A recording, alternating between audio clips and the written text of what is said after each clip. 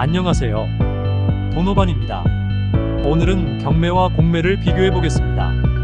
공매에는 여러 종류의 재산이 있다는 것은 지난 시간 공부했습니다.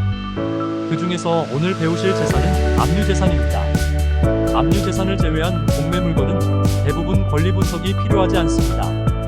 공매를 의뢰하는 주체인 국가, 공공기관, 금융기관 등이 자신 소유의 물건을 공개적인 입찰 형식으로 매매하는 것이므로 권리 분석이 필요하지 않습니다.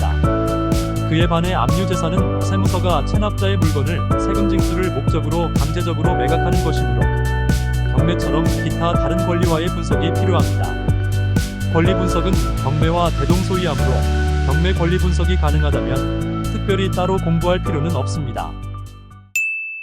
경매와 공매의 차이에 대해 살펴보겠습니다.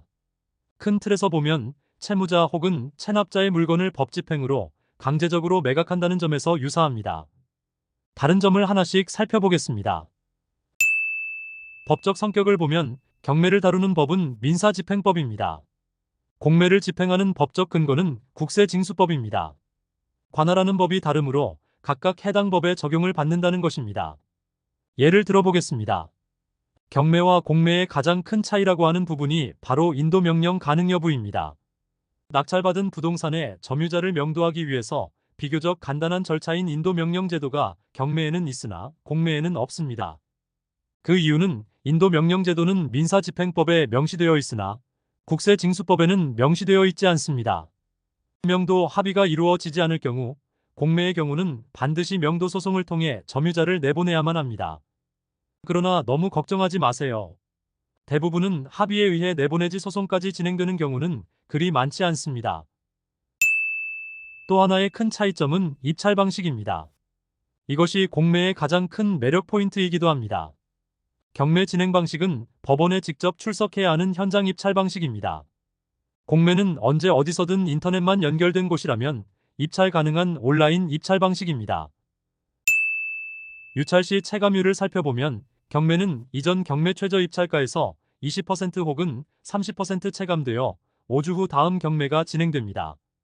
공매는 이전 공매 최저 가격에서 10%씩 체감되어 매주 진행됩니다. 다시 말해 감정가에서 100%, 90%, 80%, 70%, 60%, 50% 순으로 진행됩니다. 감정가 대비 절반까지 진행되어도 낙찰자가 나오지 않을 경우 일단 중단된 후 감정가 50%부터 5%씩 저감되는 방식으로 다시 공매가 진행됩니다. 잔금 납부에 관해서도 차이가 있습니다. 경매는 낙찰 후 매각 허가 결정까지 1주 이후 약 한 달 후까지 잔금을 납부하여야 합니다.